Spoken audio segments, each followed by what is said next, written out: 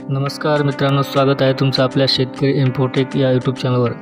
शेतकरी मित्रांनो, आपण मागेल त्याला सोलार पंप या योजनेअंतर्गत सोलार पंपासाठी ऑनलाईन अर्ज केलेले आहेत। यासाठी Aadhaar card, bank passbook, passport size photo आणि 7/12 होल्डिंग असे अनेक कागदपत्रे लागत असतात। तसेच यासाठी तुमच्या आधार कार्डला मोबाईल नंबर लिंक असणे आवश्यक असते।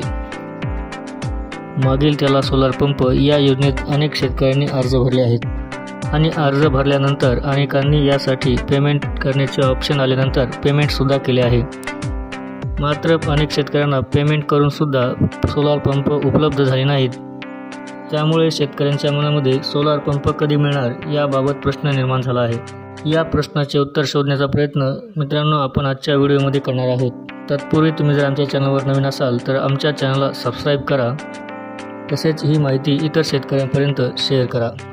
मित्रांनो, सोलार पंप कधी मिळणार यासाठी आपल्याला सोलार कंपनीच्या तसेच मागेल त्याला सोलार पंप या योजनेची निवड प्रक्रिया लक्षात घ्यावी लागते।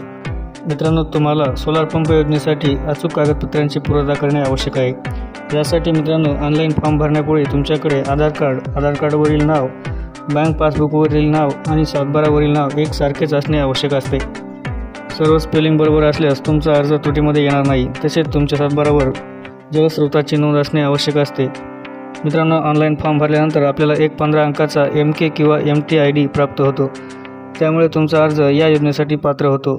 त्यानंतर हा अर्ज फक्त महावितरण कंपनीकडे ड्राफ्ट स्वरूपात सेव्ह केला जातो। अर्ज भरल्यानंतर मित्रांनो त्यावर प्रक्रिया चालू होते। शेतकरी मित्रांनो, MK ID मिळाल्यानंतर लगेच किंवा काही दिवसांनी या योजनेचा लाभ घेण्यासाठी शेतकऱ्यांना सोलार पंपासाठी 10% रक्कम भरण्यासाठी SMS द्वारे कळवण्यात येते। त्यानंतर त्या शेतकऱ्यांनी अगोदर पेमेंट करणे आवश्यक आहे। पेमेंट केलेल्या शेतकऱ्यांचाच अर्जावर कारवाई केली जाते, म्हणजे तुमचा अर्ज तपासला जातो।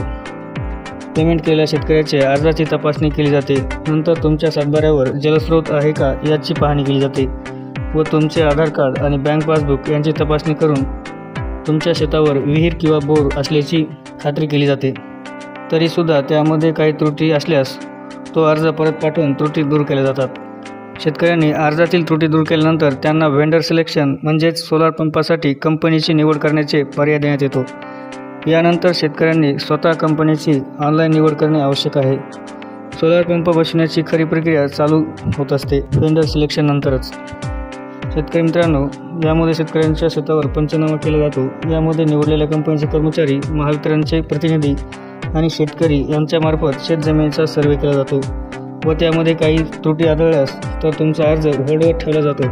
हा जॉईंट सर्वे झाल्यानंतर तुमच्या शेतावर सोलार पंप बसवण्याचे साहित्य पाठवले जाते व सोलार फिट करून त्याचे फोटो अपलोड केल्यानंतर संबंधित कंपनीला महाराष्ट्र शासनामार्फत उर्वरित 90% अनुदान कंपनीच्या खात्यावर जमा होते। अशा प्रकारे मित्रांनो तुमच्या अर्जावर प्रक्रिया होत असते। त्यामुळे मित्रांनो तुम्हाला सोलार पंप लवकर का मिळत नाही याचे उत्तर नक्कीच मिळाले असेल।